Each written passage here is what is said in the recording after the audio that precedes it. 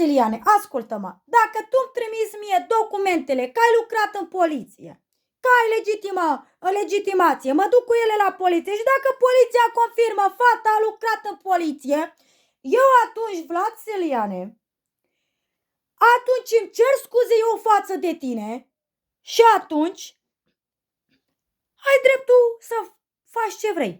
Dar atâta timp cât am văzut pistolul pe masă, cât am văzut teancurile cu bani pe masă, vorbește pistolul, portarmă, vorbește teancurile cu bani.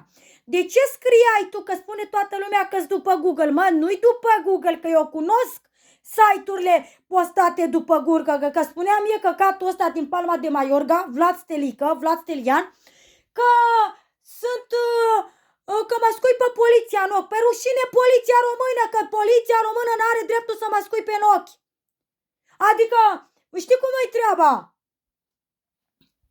Am ajuns să mă scuipe pe mine poliția română în ochi pentru infractorul ăsta? Că n-ai ce să faci, că eu am pile prin poliție, că îți fac pozele poște, că te bag în pizda goală să te vadă toată lumea, toată țara. Deci, mai Vlad Steliane, tu crezi că dacă m-ai blocat pe TikTok-uri, pe toate conturile, tu crezi că dacă m-ai blocat pe toate conturile, tu crezi că eu o să cedez? Nu, băiatule, atâta te demasc și atâta te denigrez că eu sunt nașa ta. Eu sunt nașa ta, cum mine ți-ai găsit nășița. Eu sunt nașul tău. Nașul și are nașul, băiatule. Rețeaua ta de trafic de persoane ar trebui să înceteze în momentul acesta. Poliția română, mascații, jandarmeria ar trebui sesizată imediat. Acest om se ocupă cu ceva necurat și cu ceva ilegal în Palma de Mallorca, Spania.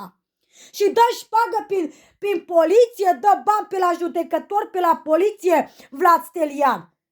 Păi odată ce judecătorul ăla va vedea live-urile cu mine aici, judecătorul ăla să gândească de 10 ori pe cine apără. Atât spun, că eu merg mai departe. Eu voi lupta să-l distrug pe omul ăsta. Eu pentru pozele mele dezbrăcate fac gravaj.